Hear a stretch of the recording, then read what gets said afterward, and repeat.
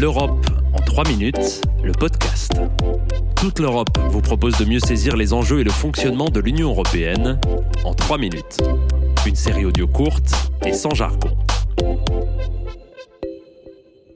Bonjour, je suis Arthur Olivier et aujourd'hui, je vais vous parler de Copernicus, le programme européen d'observation de la Terre depuis l'espace.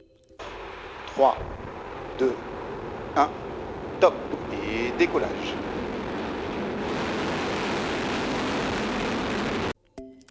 « 3 avril 2014.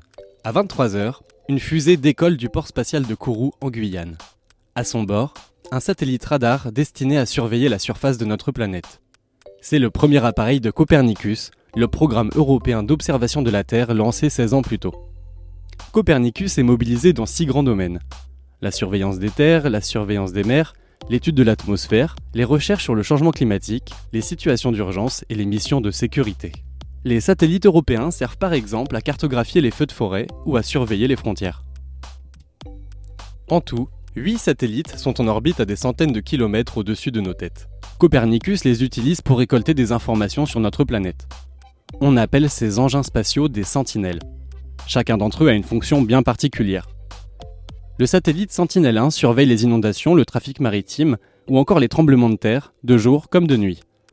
Sentinelle-3 permet de mesurer la température des océans, mais aussi l'épaisseur des banquises et des glaciers. Mais les 8 sentinelles ne sont pas seules. Une vingtaine de satellites européens d'autres programmes complètent les engins de Copernicus, ces vigies de notre planète bleue. Ces autres missions spatiales fournissent des données complémentaires à celles des sentinelles. Elles étudient par exemple la météo.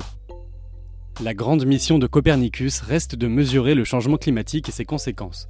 C'est une des priorités du programme. On a appris que l'été 2022 a été le plus chaud jamais enregistré en Europe grâce aux données de Copernicus. Les satellites servent aussi à étudier la biodiversité. Au Costa Rica, des zones sensibles ont été définies avec les relevés de pluie et de température. Tout cela pour mieux comprendre l'évolution de la végétation et de la faune dans ce pays tropical, niché entre les Caraïbes et l'océan Pacifique. Il y a plus de 700 000 utilisateurs des services de Copernicus partout dans le monde. Le programme fournit des données gratuites. Cela veut dire que les citoyens ou les entreprises ont accès aux informations des satellites. La célèbre marque de bière Heineken ne s'est pas privée de les utiliser. Dans une petite ville des Pays-Bas, l'entreprise a interprété des données spatiales pour établir des projections sur les réserves en eau dans la région, une ressource nécessaire pour brasser ses bières dans le futur. La Commission européenne coordonne le programme. L'Agence spatiale européenne s'occupe quant à elle des infrastructures dans l'espace. Elles sont complétées par des installations au sol. Ce n'est pas une institution de l'Union européenne.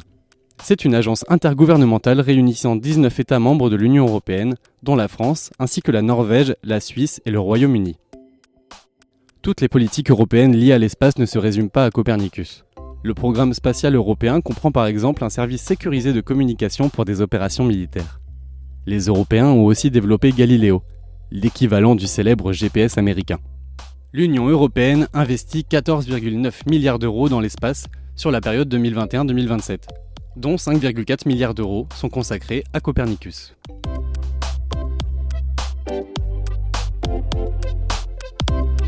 Retrouvez l'Europe en 3 minutes, le podcast, sur www.touteleurope.eu et sur votre plateforme d'écoute préférée.